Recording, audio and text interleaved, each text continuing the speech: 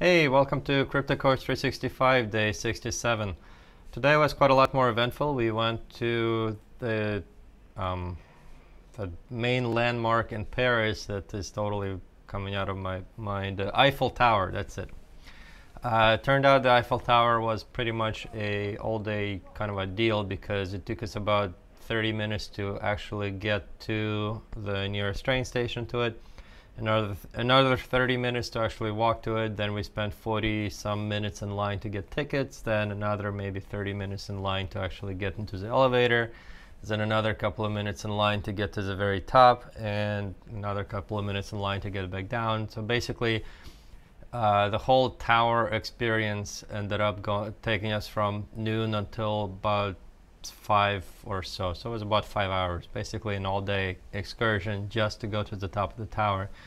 But it was worth it. The views were really, really nice, and also, I mean, I can cross off going to the very top of the Eiffel Tower off my list of things to do, I guess. I posted pictures of the views to my Facebook, so if you want to see what that's like, it's up there. On the way there, also, there were some two ladies from Russia in front of us, and I speak Russian, so I overheard what they were talking about, and we started talking. They were from, as I said, from Russia. One of their sisters was from Ukraine, and they were saying how the tower actually has multiple price points, so you can go to the second floor, which is about a third of the way up, and that costs 16 euros, or you can go to the very top and it costs 25 euros. So it's a difference of like 9 euros. But they were talking between each other, and they said that they're probably only going to pay 16 because they can't afford to pay the full 25. I talked to the lady who was saying that they couldn't really afford it. Apparently she had a business or a factory in Russia which ended up kind of going under. Not entirely sure whether that was competition or just interference from the locals, but you know, they were in their 60s. It's their first time in Paris, probably the last time. I mean, it would suck to miss out on that, so I offered to cover their trip all the way to the top as well for them. And in exchange, they gave me a souvenir, which is this thing. It's a 500 ruble note from Russia. It's legit. It has a bunch of drawings and stuff on it. But the thing is, 500 rubles, it says 500 rublей down here at the bottom. It's about $8 in US, which a long time ago, back when USSR was still around, they generally, I believe the official exchange rate was supposed to be 1 ruble to $1. And I asked her, like, so this 500 rubles, that's kind of a crash, but that's like the second time, right? And she said, no, it's probably been more than that. But that's kind of what happened. It used to be $1 to 1 ruble officially. Unofficially it was still less. But then when USSR fell apart, it came out that their money was actually not really worth much at all, and USSR, or Russia at the time, and Ukraine and everybody else who still followed the Russian rubles, or Soviet rubles, their currency fell apart. It went through hyperinflation. That's when your money is worth less every single day by a lot, so people are having to run out and spend their money on whatever they can just so that the value of what they have does not go down. So people are going out buying boxes of matches, cigarettes, shovels, just anything they can find. And then Russia introduced a new currency, and that currency apparently shortly, a couple of years later, also went through hyperinflation. And then this currency came out, and this currency again was supposed to be about 1 ruble per dollar. Now it's 500 rubles gets you $8, so it's again hyperinflating. And actually, back when Russia invaded Crimea, that was one of the times that it crashed considerably too, because people didn't want to deal with Russia or didn't want to lend it any more money, and their currency crashed like 80% or so within a span of a year. But that's one of the things that, again, when you have a bank or a country that funds itself through printing money, that's pretty much what you expect. And unfortunately for Russians, they have had this kind of a hyperinflation scenario happen like 3 or 4 times in just the last 3 decades.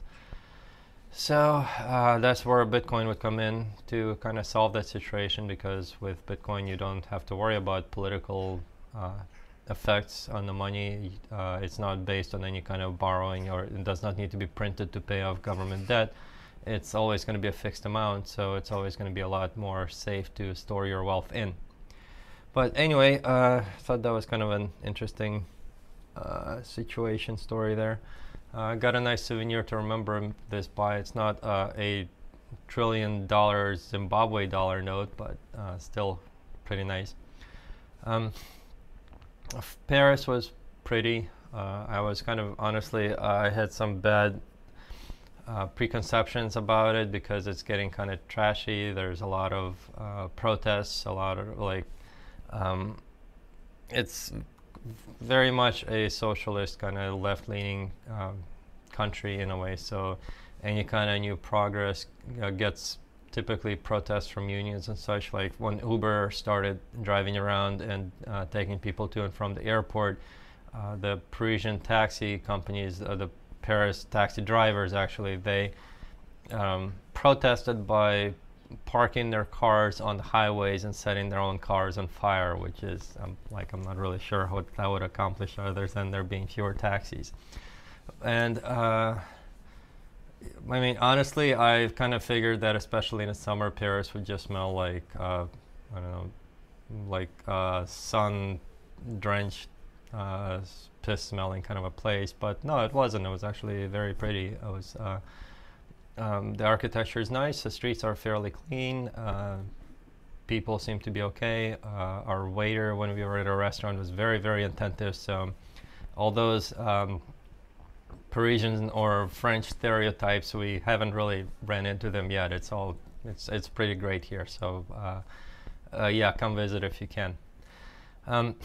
One little tip regarding my like, I know people keep talking about like, oh, you should try my cell phone plan. Yeah, cell phone plans.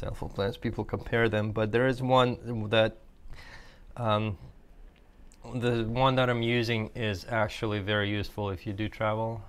It's called Google Fi, and the benefit with Google's own plan is that the downside is you need to have a Google phone in order to be able to use it. The upside is it switches automatically between different cell phone providers.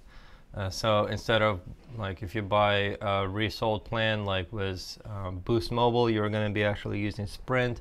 If you buy the one that Walmart sells, which one is that called, Doug? What do you have for your cell phone? Straight Talk, yeah. If you buy Straight Talk, chances are you're on T-Mobile. If you use Google Fi, it automatically switches between T-Mobile, Sprint, and a couple others. But the biggest benefit is that it works globally around the world. So when I went to London, it switched to the local Orange provider. When I'm here in Paris, it automatically switched to between Orange and 3. Even when I went to St. Kitts, it worked down there, and it basically works globally, where it automatically switches to whoever is the local provider and gives you data rates at the exact same rate that you get at home, which is 1 penny per megabyte. So massive benefit, because when I arrive in any country, I can always call an Uber. I can always use Google Maps. I can always search for directions, and if I need to, I can even make calls over the data.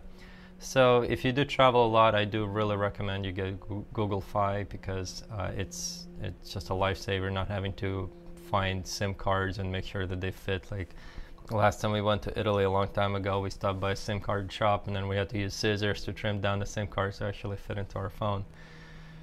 Anyway, today kind of a slow day because we still needed to rest and sleep a little bit, but going to head out and check out tomorrow rather.